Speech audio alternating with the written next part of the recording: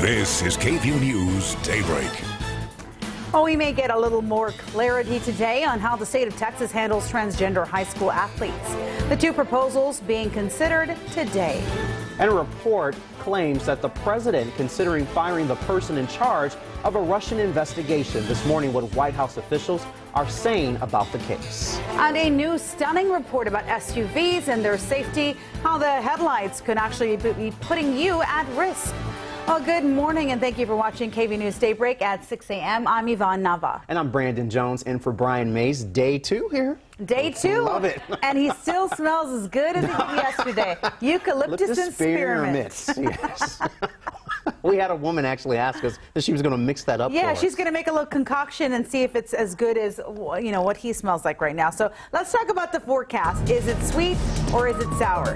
Hey, I think Brandon's counting down the days. I don't know if it's because working with us or possibly the schedule. Just saying. We're enjoying having you here, Brandon. Thank you. Lots of fun. Hey, check out this live look outside downtown this morning, or excuse me, live look just outside of the KVUE studios. Lots of low-level clouds out there. We've been having a south flow that increases our moisture, increases cloud coverage, and check out your dew points. A couple degrees stickier than yesterday morning. Your highs, or excuse me, your morning lows that you're waking up to in the mid to upper 70s. It almost feels like your highs because it's so warm out there. Here's a look at what the hill country is waking up to. Lower 70s for you guys. We didn't cool down into the 60s. Mid to upper 70s for the central counties. Same story for the eastern counties. Talking rain and heat index values later this morning. As for now, Annavid has an update on traffic. Yes, I do. Good morning. Well, if you're heading out the door this morning here on Mopac northbound on Enfield, just giving you a sweet update. Construction has now wrapped up. You can see all 3 lanes are now wide open, so no concerns there. 290 eastbound at Abrahamson Road, there's still a crash that we're monitoring. We reported this earlier this morning. It is a traffic injury, so just expect emergency crews to be on the scene trying to clear that incident. There's another crash we're monitoring here between I-35 and 183. This is near Florence Drive, so just make sure that if you are in the area, use caution. Guys, back to you at the desk. All right, thank you so much. 6:02 and happening today. State leaders will talk about transgender high school athletes and their involvement in school sports. KVUE's Jay Wallace joins us live to explain what could be decided today. Jay, good morning. Yeah, good morning. Well, the University of Interscholastic League, the UIL, it oversees all sports across the state, like here at Dragon Stadium where many athletes in Round Rock play. And the two proposals that the UIL will be looking at today, the first one would allow students to compete in sports based on the gender they identify with, similar to the policies with the NCAA or IOC. And the second one would clarify that the use of testosterone in accordance with a transitioning student is not a performance-enhancing drug. And this entire issue, it started last year after transgender wrestler Mac Beggs from the DFW Metroplex High School Euless Trinity High School won the girls' state wrestling title last spring. He identifies as a man and takes testosterone as part of his transition, but he isn't allowed to wrestle boys. And again, he won the girls' state wrestling championship earlier last year. A speaker from Equity, Texas will be at their meeting this morning asking for the current rules to be changed. Our rule has worked fine. What we have right now is the issue of performance-enhancing drugs. I'm frustrated. I'm frustrated that times are changing and UIL is still in the dark ages.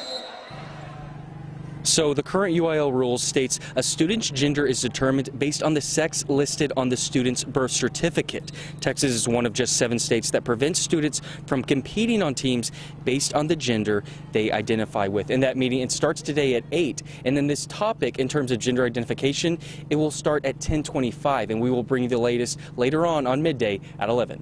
Live in Round Rock, Jay Wallace, KVUE News. All right, thank you so much, Jay. Well, Austin ISD board members burned the midnight oil overnight, trying to iron out the details for November's bond proposal. The almost $1 billion bond is not finalized yet, but they're hoping to do that later this week. The version discussed last night offered 14 new or remodeled schools and upgrades to many others, but left out a lot of important projects here. The reason, we're told, is that they're trying to keep it under the $1 billion mark. Under means no tax increase. Over means a definite property tax hike. We've now gone around and said, okay, we want to have a majority have said one proposition, no tax rate increase. Now the question is, how do we fill that jar up? How do we fill that? How do we fill that up? And do you want to do it by putting some sand, big rocks first. Now, there will be another meeting Wednesday to hopefully finalize their proposed bond. 6:04 and a live look this morning in Washington, D.C. Capitol Hill preparing for another big day of testimony. Attorney General Jeff Sessions is set to testify in front of the Senate committee, also investigating Russian meddling in the U.S. election. As ABC's Kenneth Moten reports, there is also word this morning that President Trump may order the firing of the new special counsel in the Russian investigation. This morning, a Trump confidant making a stunning admission. Well, I think he's considering perhaps terminating the special counsel. Chris Rudy, CEO of conservative Newsmax, told PBS NewsHour President Trump may order Deputy Attorney General Rod Rosenstein to get rid of Robert Mueller, the special counsel investigating alleged collusion between the Trump campaign and Russia. I think he's weighing that option. I personally think it would be a very significant mistake, even though I don't think there's a justification. The White House pushing back, saying that's not the case, and Rudy does not speak for the president. But senior aides confirm Rudy met with Chief Strategist Steve Bannon yesterday. Welcome to the Department of Justice. Today, Attorney General Jeff Sessions, forced to recuse himself from overseeing the Russia investigation, set to testify on Capitol Hill. And nothing but the truth. So help you God. Sessions expected to take on allegations of perjury during his confirmation hearings for failing to disclose meetings with Russia's ambassador and his role in the firing of FBI Director James Comey. Last week, Comey told the same committee during an Oval Office meeting, President Trump asked Sessions and others to clear the Oval Office. My sense was the Attorney General knew he shouldn't be leaving, which is why he was lingering. Comey says once they were alone, Trump asked him to drop the investigation into ex-National Security Advisor Michael Flynn. The Attorney General is expected to invoke executive privilege to keep from publicly discussing his private conversations with the president. Kenneth Moten, ABC News, Washington.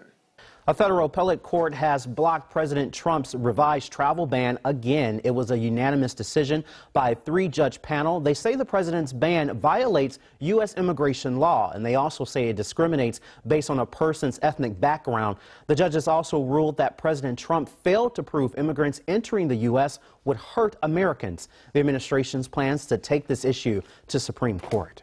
And President Donald Trump is taking to Twitter this morning, responding to that, what we just talked about. About 20 minutes ago, he wrote this. Well, as predicted, the Ninth Circuit did it again. They ruled against the travel ban at such a dangerous time in the history of our country.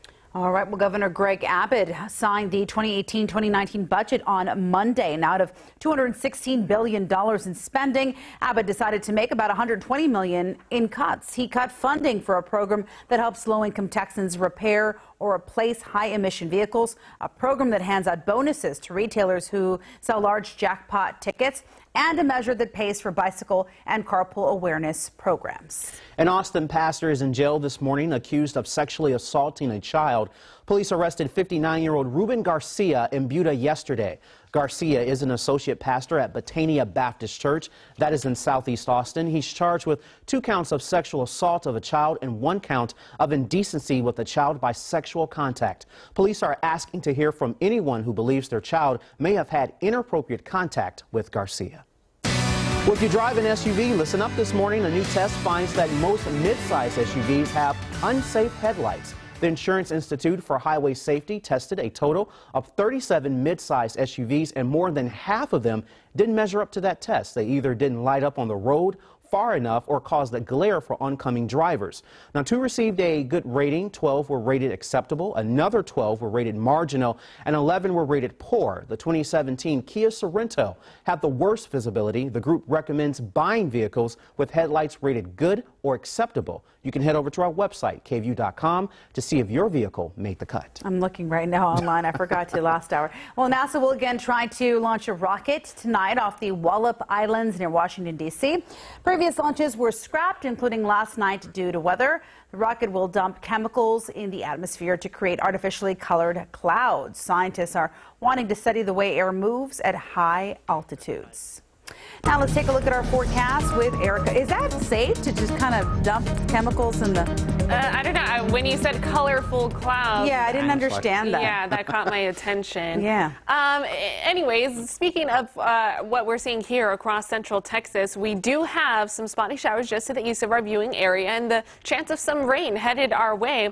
Here's a look at what we're tracking in terms of what we can expect here in Austin. A 10 to 20% chance of some rain shower chances on the lighter side, and the best chance will be east of Austin, so east of I-35. Temperatures for your highs today, lower 90s out there. So here's a look at your heat index values for today. This is how it's going to feel like for your morning commute, possibly heading to work around 9 a.m. 84-degree feel-like temperatures. Lunchtime plans 93.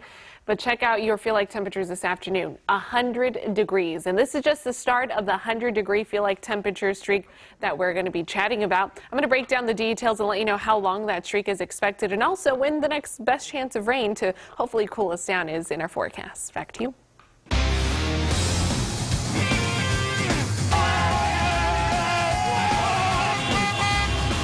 All right, there you have it. Redemption for the Golden State Warriors. Fans going crazy and fireworks in California after winning the NBA Finals. Former Longhorn Kevin Durant, he is the MVP in his first year with the Warriors. He left Oklahoma City for a championship, and then he got one. Last night, his 39 points helped the Warriors defeat the Cavs 129-120.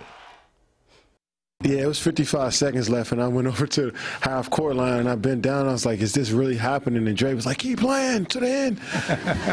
Andre Iguodala was like, keep playing. We got 50 seconds left. And I'm like, bro, we about to win the title. That's confidence right there. And we're not done with the NBA Finals. Coming up, I teased this on Twitter. Yvonne's going to have her favorite moment from last night's game. You want to stick around for that? I sure will. I hope we're not hyping it up too much and then we're going to get disappointed. But right. It's a good one. It's a good one. Okay. So, okay, you got to stick around for it. Well, while you were sleeping, when we were sleeping, former NBA star Dennis Rodman landed in North Korea. Next, what he says hoping to accomplish there during his visit. And with Greg Kelly's case now in question, one of the jurors who convicted him is having second thoughts. What he's saying about where the case stands now.